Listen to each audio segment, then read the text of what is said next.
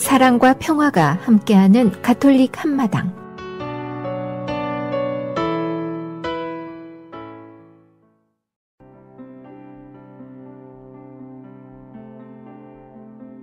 오늘의 복음 말씀, 요한이 전한 거룩한 복음입니다. 예수님의 십자가 곁에는 그분의 어머니와 이모, 클로파스의 아내 마리아와 마리아 막달레나가 서 있었다. 예수님께서는 당신의 어머니와 그 곁에 선 사랑하시는 제자를 보시고 어머니에게 말씀하셨다. 여인이시여, 이 사람이 어머니의 아들입니다. 이어서 그 제자에게 말씀하셨다. 이분이 내 어머니이시다. 그때부터 그 제자가 그분을 자기 집에 모셨다. 그 뒤에 이미 모든 일이 다 이루어졌음을 아신 예수님께서는 성경 말씀이 이루어지게 하시려고 말씀하셨다. 목마르다. 거기에는 신 포도주가 가득 담긴 그릇이 놓여져 있었다. 그래서 사람들이 신 포도주를 듬뿍 적신 해면을 우수초 가지에 꽂아 예수님의 입에 갖다 대었다. 예수님께서는 신 포도주를 드신 다음에 이렇게 말씀하셨다.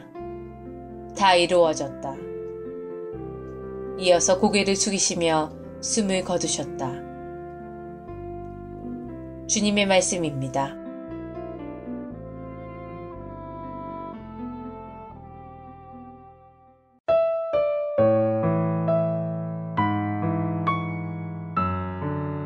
오늘의 말씀, 유성모 요셉 신부님의 말씀입니다.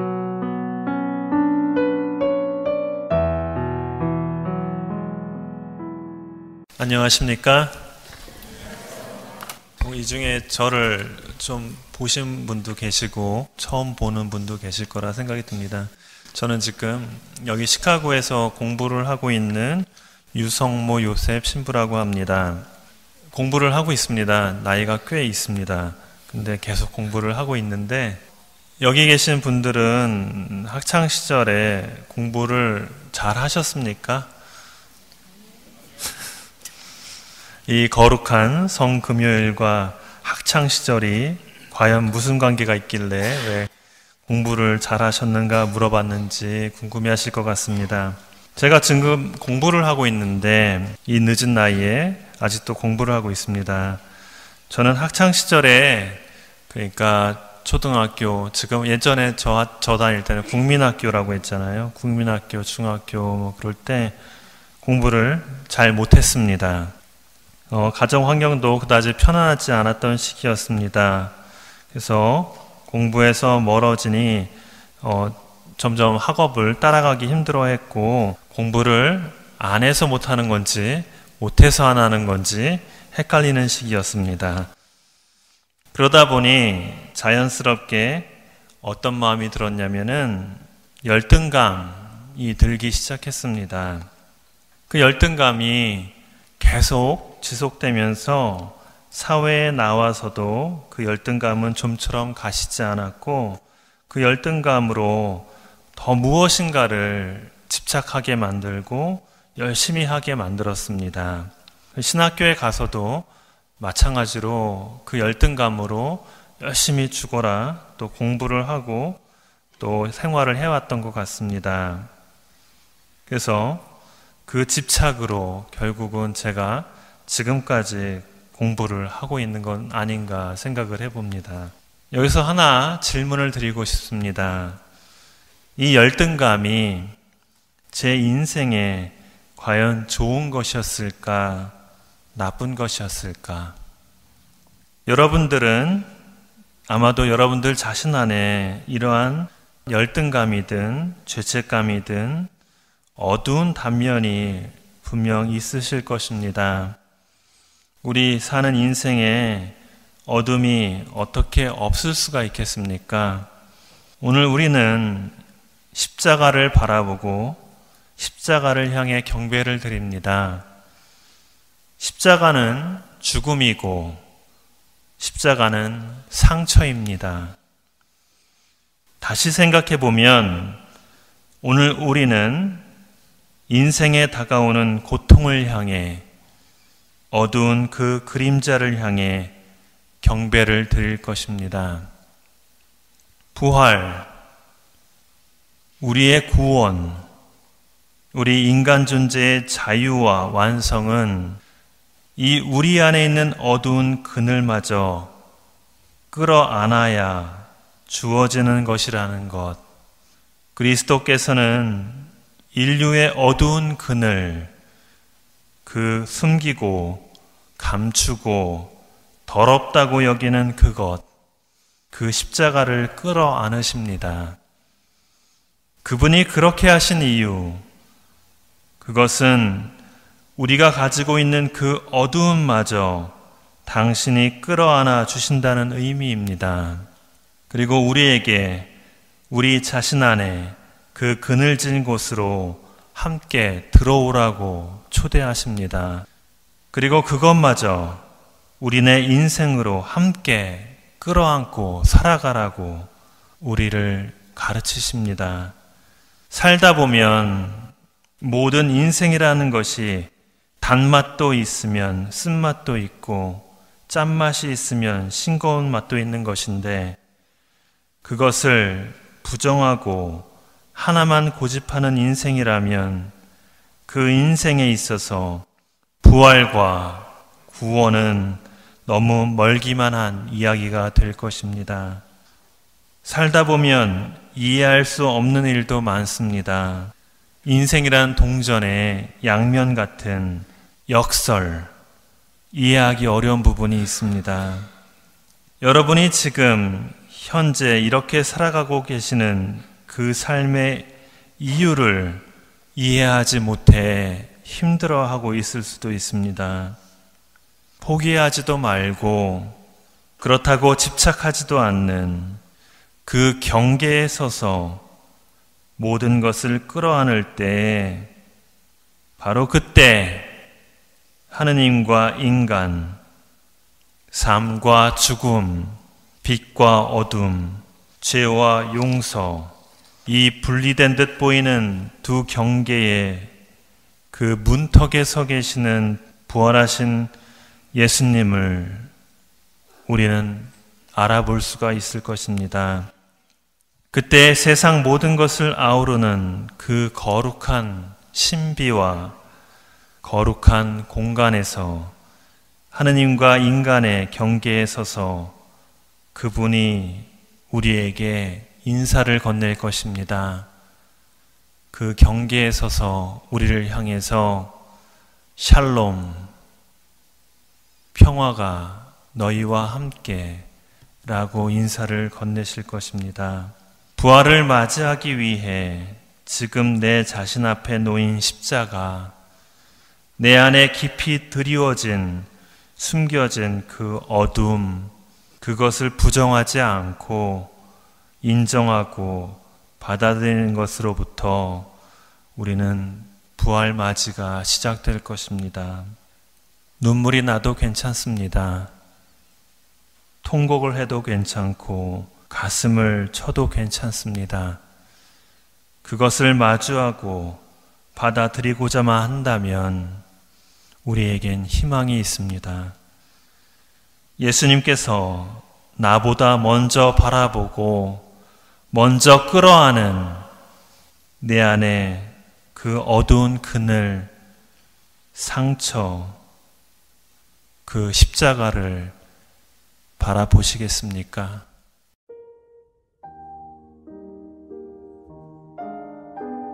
지혜를 찾는 이에게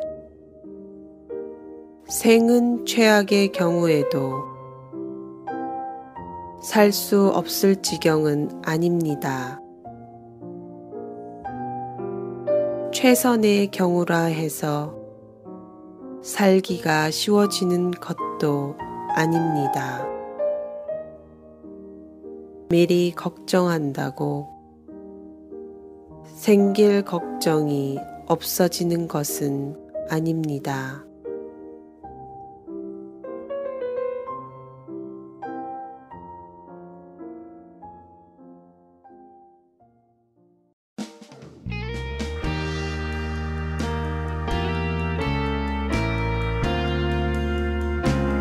배지훈 실비아가 부릅니다. 천년도 당신 눈에는.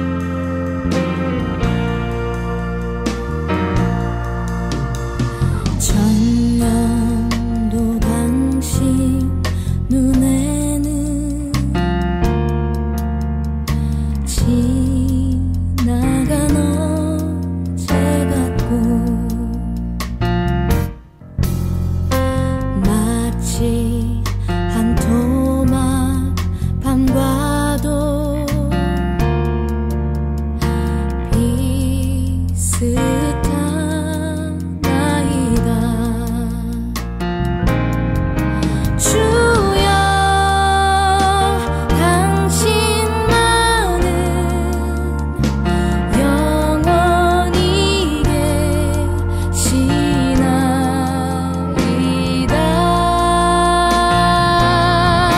주여 당신만은 영원히 계시나이다.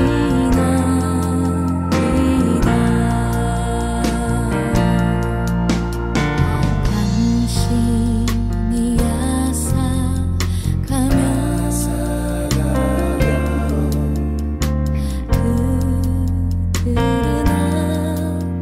안타깝고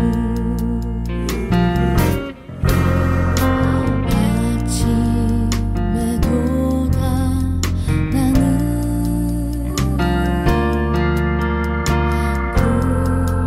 불파도가 나이다. 주여 당신만은 영원히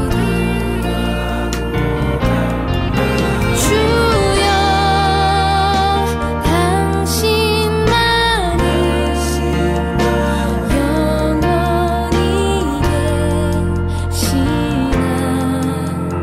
계시나이다. 주여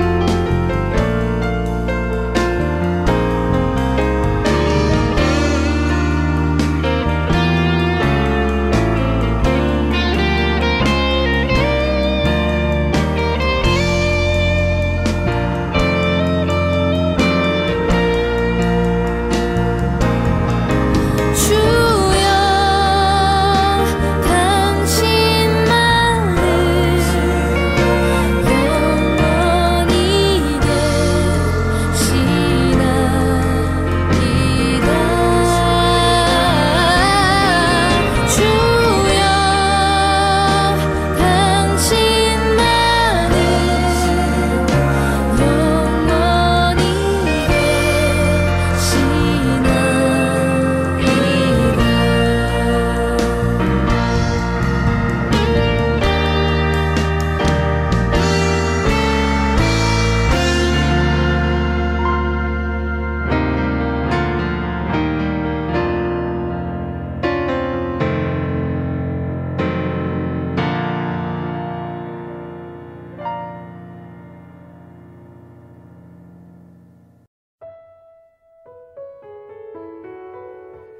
영원히 시카고 지역 가톨릭 한인 공동체 소식과 공지사항을 전해드리는 가톨릭 한마당 게시판입니다.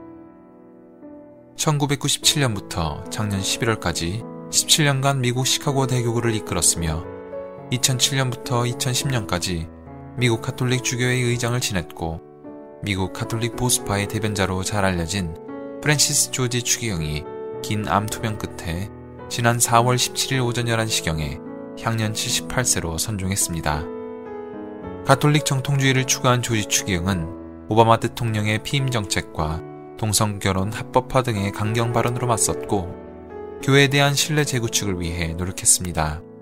조지 추기경은 2006년 첫 암 진단을 받고 방광과 전립선을 제거하는 수술을 받았으나 2012년 신장과 간에서 암세포가 발견돼 수술과 항암 치료를 거듭했습니다.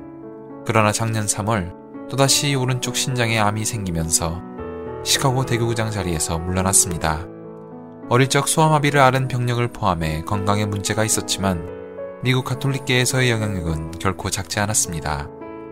가난하고 소외된 계층에 관심을 쏟았으며 예민한 사회적 이슈에도 목소리를 크게 냈습니다. 성정화상 성당 2015년 성탄 영세교리반 모집 안내입니다. 주님이 탄생하실 성탄에 영세를 받으실 예비신자 교리과정에 주기의 영세를 권하고 싶은 분이나 이웃들을 초대합니다. 주님의 은총 안에서 새 신자가 되시기를 원하시는 모든 형제, 자매님들을 환영합니다. 또한 신자 여러분의 선교는 예수님께서 우리에게 명하신 모든 신자들의 사명일 뿐만 아니라 신자 여러분의 손길에 의한 새 신자의 탄생은 주님께서 함께 하시는 여러분의 큰 기쁨이 될 것입니다.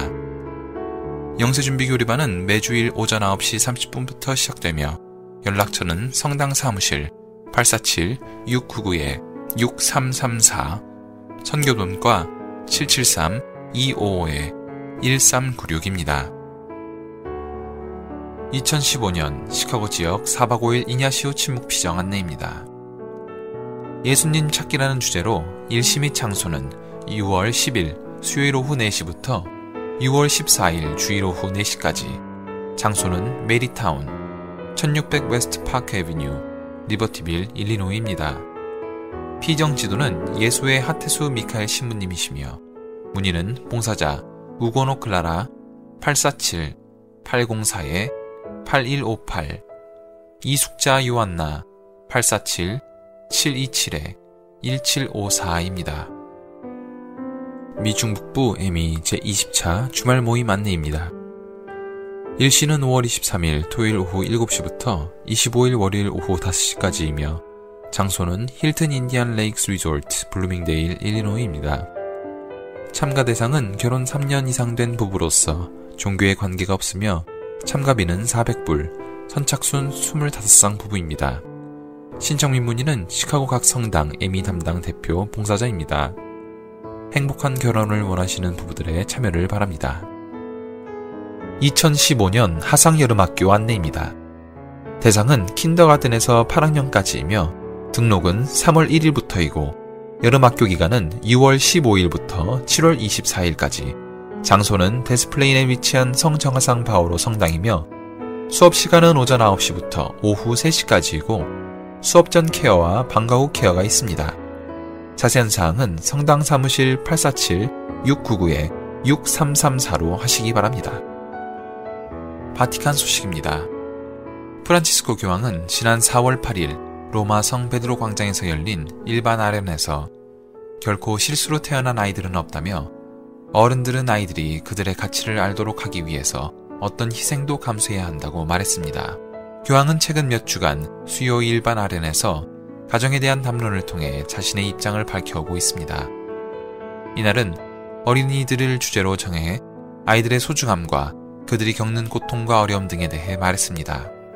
교황은 세계 도처에서 어린이들이 처해 있는 열악하고 비참한 상황을 예수님의 순환에 비유했습니다. 어린이는 하나님이 남자와 여자에게 주신 가장 큰 선물임에도 많은 아이들이 버림받고 배척당하면서 유년기와 미래를 잃어버린다면서 사람들이 아이를 낳는 것은 실수라고 말하는 것은 수치스러운 일이라고 비판했습니다. 이어 제발 어른들의 잘못을 아이들에게 전가하지 말자면서 아이들은 결코 실수로 태어날 수 없다고 재차 강조했습니다. 아울러 어린이들이 겪는 배고픔과 가난, 연약함과 무지는 실수의 산물이 될 수 없고 어른들이 더욱더 아이들을 사랑하고 그들을 관대하게 대해야 하는 이유라고 말했습니다. 교황은 구체적으로 학교와 병원에 가지 못하고 거리에서 먹을거리를 구걸하는 어린이를 예로 들어 이는 하나님에 대한 외침으로 어린이들의 고통은 어른들이 만들어 놓은 사회제도의 소산이라고 비판했습니다.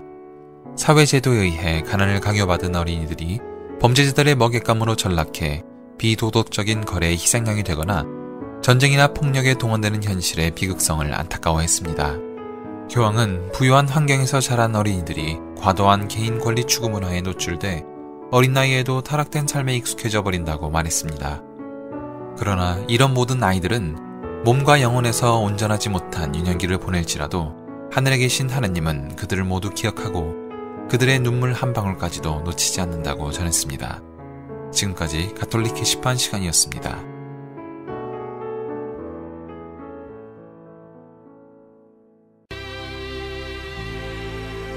그분께로 한 걸음씩 권성일 미카엘이 부릅니다.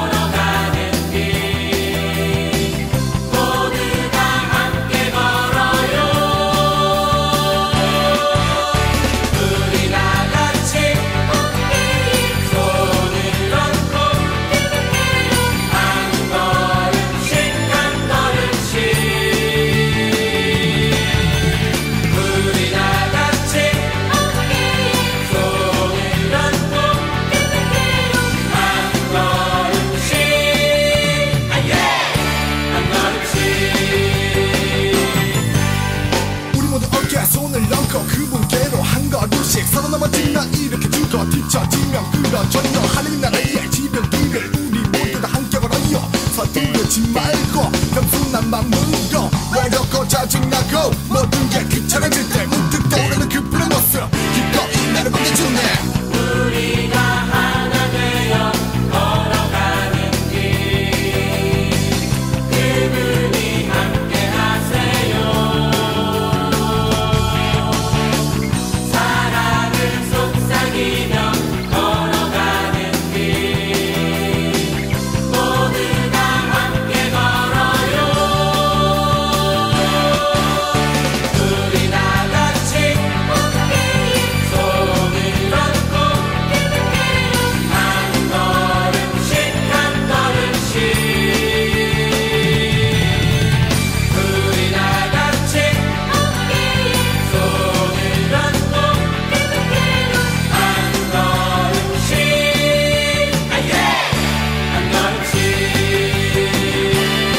우리 다 같이 손을 얹고 한 걸음씩 한 걸음씩 우리 다 같이 손을 얹고 한 걸음씩 한 걸음씩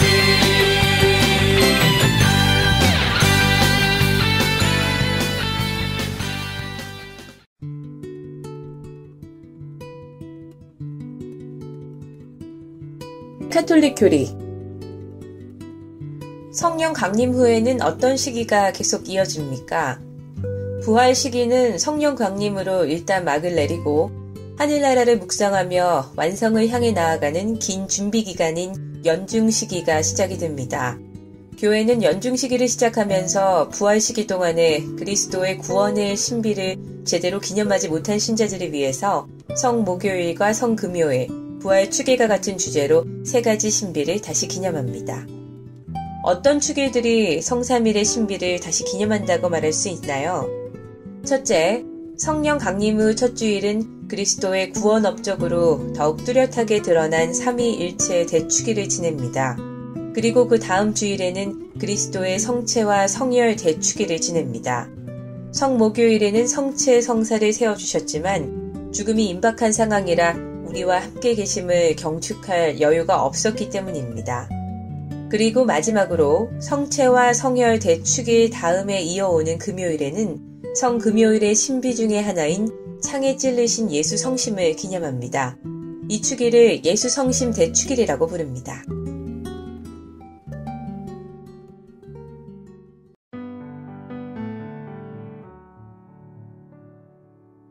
한국 성인들의 생애. 오늘은 성 최창흡 베드로 성인에 대해서 말씀드리겠습니다. 1787년 서울의 중인 집안에서 태어난 최창흡 베드로 성인은 손소벽 성녀의 남편입니다. 최창흡 성인은 어려서 천주교에 입교하였지만 1801년 신유박해 때에 그의 이복형인 최창현이 순교하면서 죽음을 맞이하는 것을 보고 오히려 그 후에 냉담한 생활을 하였습니다. 그러다 그 후 30살에 결혼하면서 아내와 함께 교리를 다시 배우기 시작했는데 1821년 한국에 콜레라가 퍼지자 아내와 함께 대세를 받고 이때부터 열심한 신앙생활을 하기 시작했습니다. 1839년 기해박해가 일어나서 온 가족이 함께 체포되었을 때 그의 사위인 조신철이 북경에서 가져온 교회 물건들이 발견되면서 호총으로 끌려가 혹독한 신문과 취조를 당하고 태창 150대를 맞는 참기 힘든 고문도 당했습니다.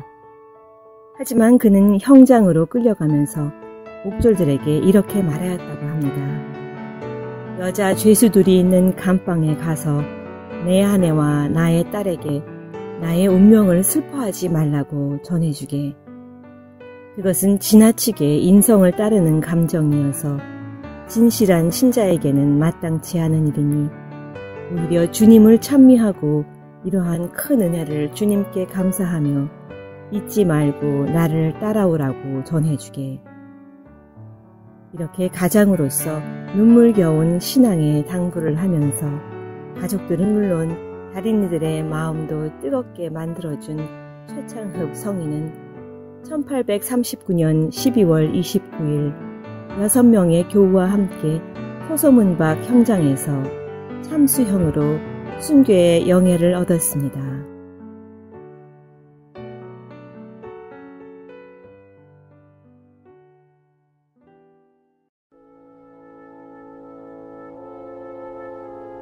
(365일) 당신을 축복합니다.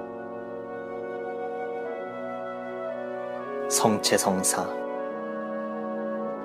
선을 행하는 것, 곧 계명을 지키고 선을 실천하고 은총의 생명을 살고 예수 그리스도 안에서 성장하기 위한 가장 좋은 수단은 성체성사입니다.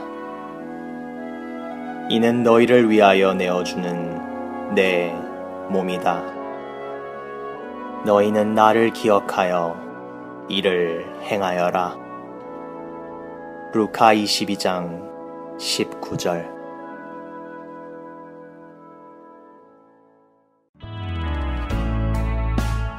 지금까지 시카고 지역 4개 한인 성당 제공 가톨릭 한마당이었습니다.